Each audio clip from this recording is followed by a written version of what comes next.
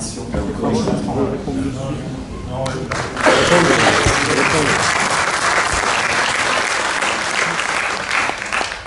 Merci Monsieur le Président, Mesdames, Messieurs, en rang, grades et qualités, chers amis.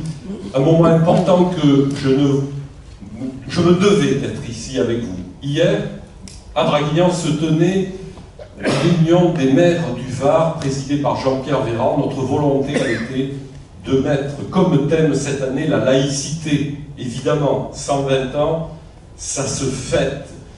En plus, il faut bien souligner que la laïcité, c'est le poumon de notre démocratie. Ce sont nos défenses immunitaires. La laïcité doit être vécue comme un bouclier contre toute forme de récupération. Et on voit ce qui se passe dans notre monde désorienté. Alors il faut la promouvoir. Alors il faut éduquer. Hier, Madame la vice-présidente de la LICRA était présente. Madame Elbaz a fait un exposé extraordinaire. Quelques-uns d'entre vous étaient présents et je crois que cette conférence aurait dû être filmée et diffusée sur tous les réseaux sociaux dont on connaît parfois la nocivité, je le dis ici. N'oublions pas non plus qu'il y a quelques mois, la République vacillait lorsque on a assassiné Samuel Paty et Dominique Bernard. Nous avons décidé dans notre conseil municipal, et je salue mes collègues ici présents ainsi que mes collègues de l'opposition qui ont voté pour la dénomination devant le collège Rostand de l'hommage à Samuel Paty et à Dominique Bernard. Je me souviens, lorsque j'avais 10 ans, j'étais au cours moyen de 2e année à l'école annexe qui est devenue Marie Curie à Draguignan, avec un directeur qui s'appelait François Rodez, que certains d'entre vous ont probablement connu.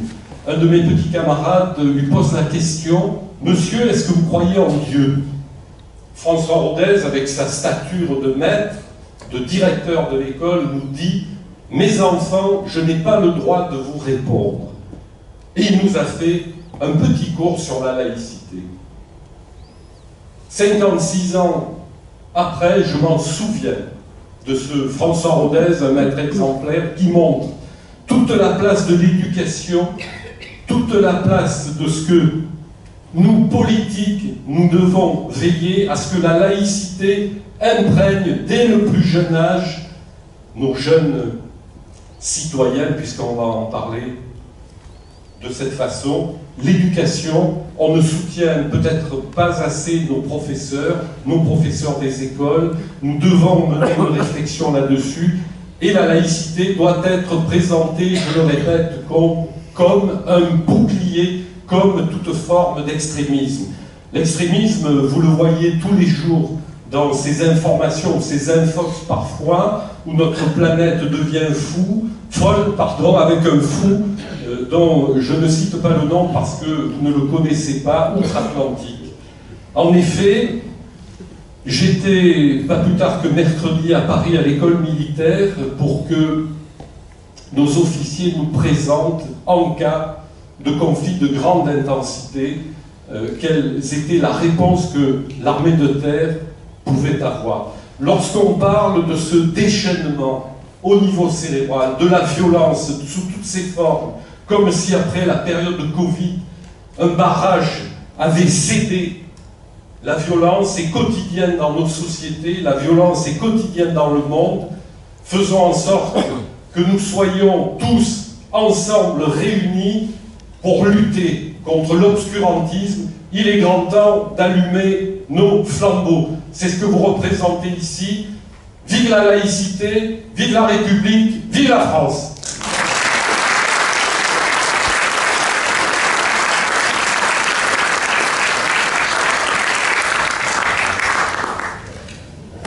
Et merci Gérard. On me fait un cadeau, je suis ingrat, je n'ai pas remercié Gérard Sabater pour ce livre.